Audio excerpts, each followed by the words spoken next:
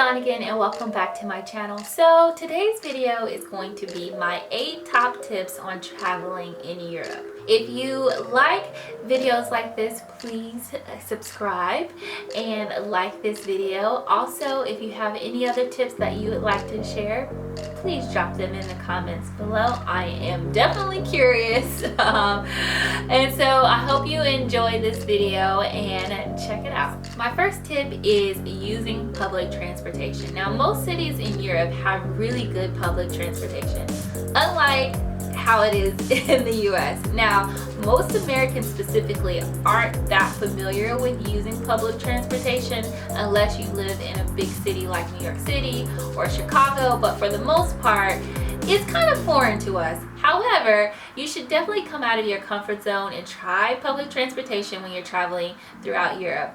There are several reasons for this. One, I think it helps you get better oriented with the city and just where things are located and how the city is laid out. Two, it's probably the most cost effective other than walking, but sometimes you just can't walk everywhere. And it allows you to see more of the city in a shorter period of time. And the last one would be, I think it forces you to come out of your comfort zone and also learn a little bit more of the language. So I definitely recommend public transportation is the way to go whenever you're visiting a European city. The next tip is to stay in hostels. Now, I know one of my friends told me about the movie Hostel and they were like, I'm never staying in a hostel. However, I'm not a snob, okay, by any means, but I love a good, nice hotel room. I love it.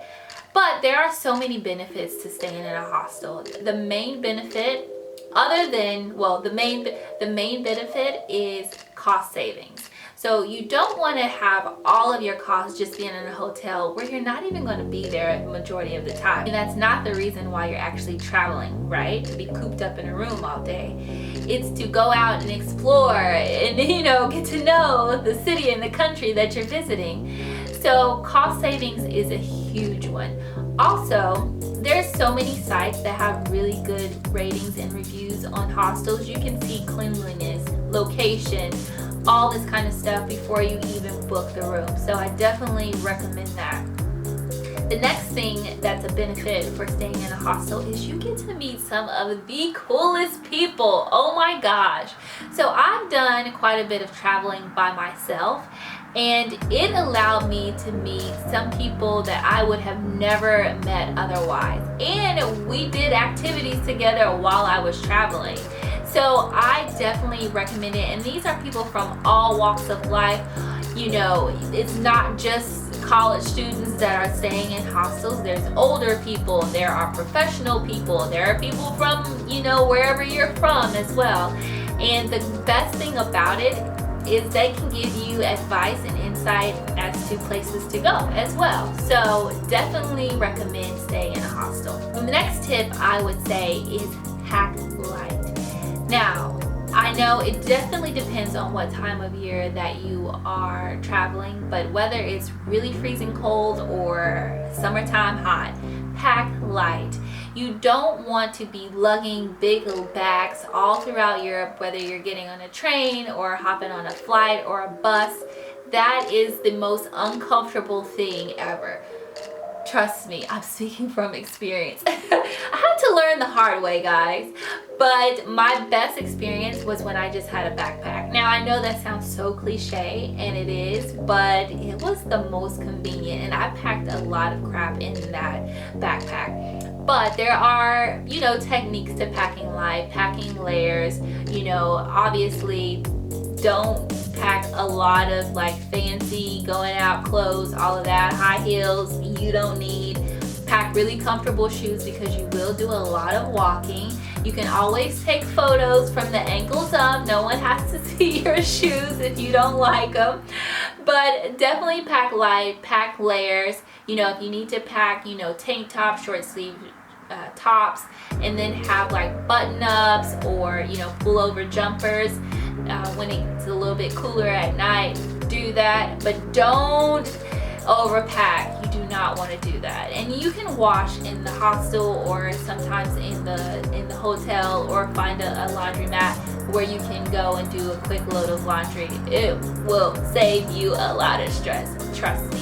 And also, if you want to pick up items along the way, it's going to be very difficult to do that if your bag is already stuffed to the brim. You know, if you want to pick up some more items of clothing, that'll allow you some room to do that. So pack light, guys. So the next tip that I have is don't carry a lot of cash. So I know a lot of times people who are traveling, they'll go to the bank first and then they'll convert their local currency to the currency of where they're traveling to.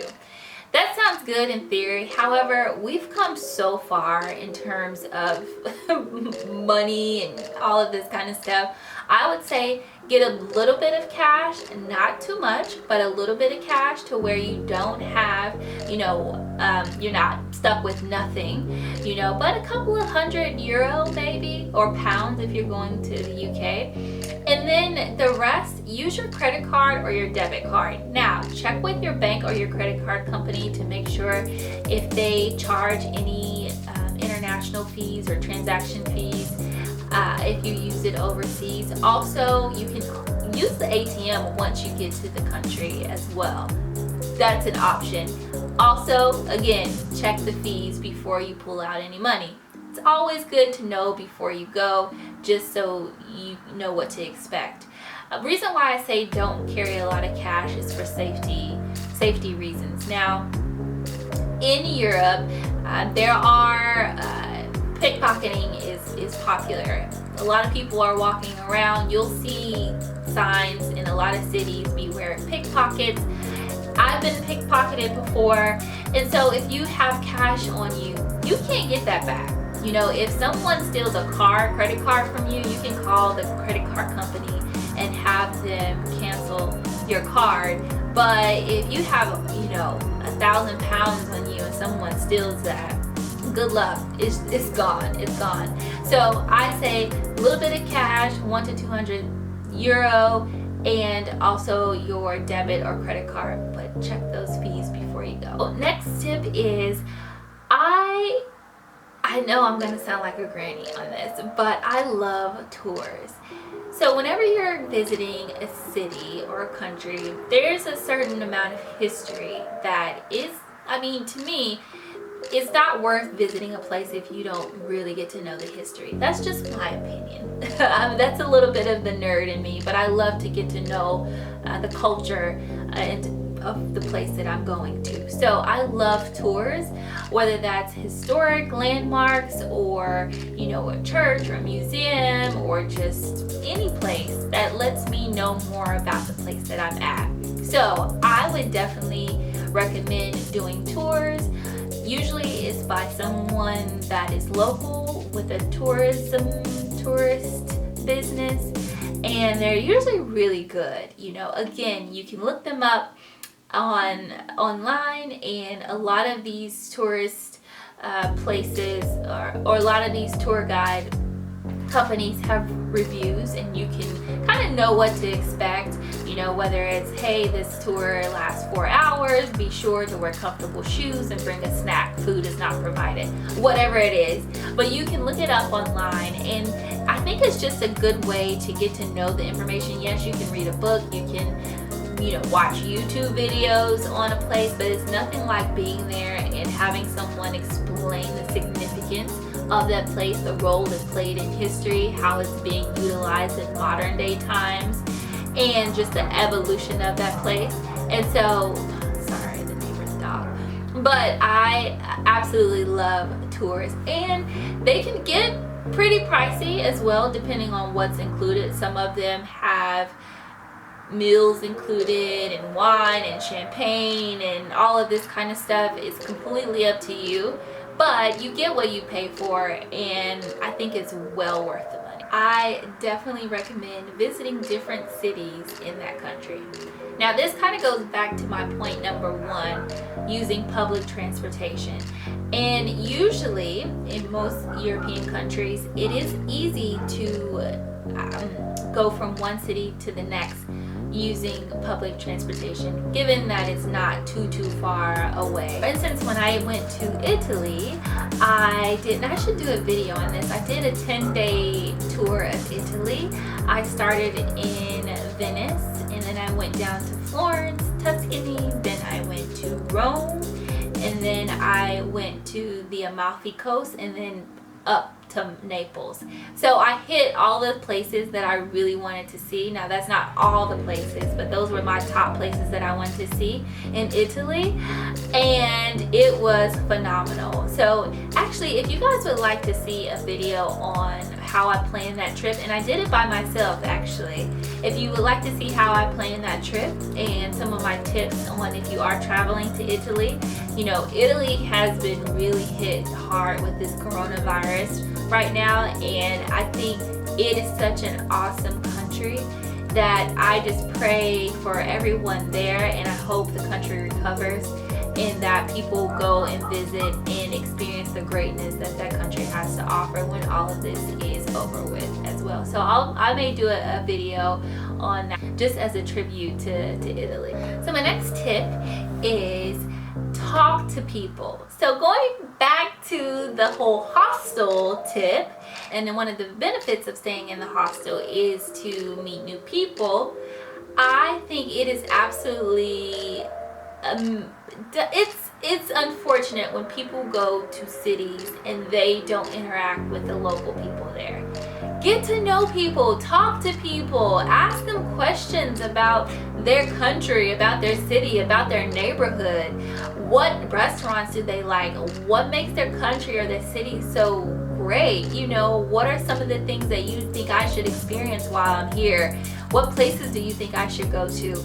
Get to know people, you know, and then a lot of times, you know, obviously language can be a barrier many times, but if someone is, you know, friendly and engaging with you and trying to talk to you, and maybe it's not perfect English, hey, get to know a little bit of their language as well. Meet them halfway. But I think some of my best experiences have just been talking to local people, getting to know them. I remember one time I was in Turkey, and my friend and I, we stumbled upon this couch surfing event at a bar. We thought it was just happy hour because it was so many people there, and we were in Istanbul, and we were like, hey, this place is popping.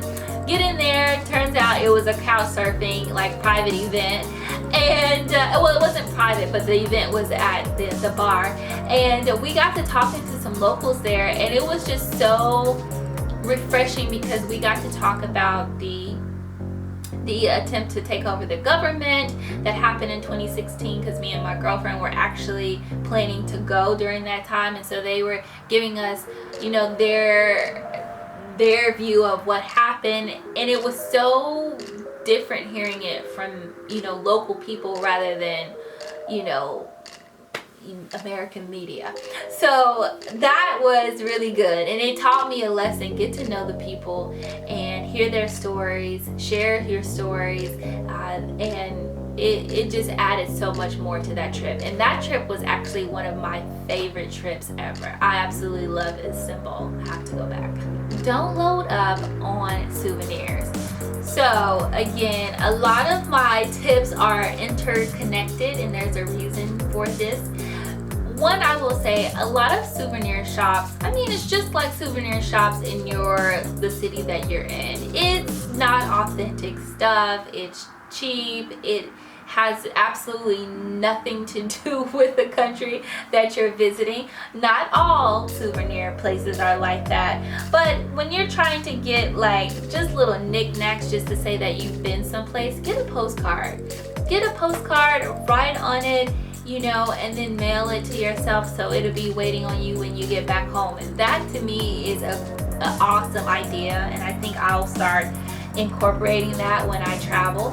But you don't want to have to lug a bunch of junk around when you're traveling. That is just like, ugh, it's the worst, it's the worst. And then you get back and you're like, why did I get this? Oh my God. So yeah, I would definitely say don't load up on a bunch of souvenirs that are just going to sit in your, you know, your house or your apartment and not be useful whatsoever. Yes, they have awesome memories attached to them, but so do photos and videos. Sorry guys, my card was full. I don't even remember what I was saying, but basically, don't accumulate a bunch of junk. When you're traveling, it's pointless. So I hope that you guys enjoyed this video. I hope that these tips were helpful. Let me know what you think in the comments below. Again, please subscribe, turn on those post notifications if you want to see more videos like this. Yeah, and give the video a thumbs up. I hope you guys are doing well and staying healthy. All the best to all of you, and thanks for watching. Bye-bye.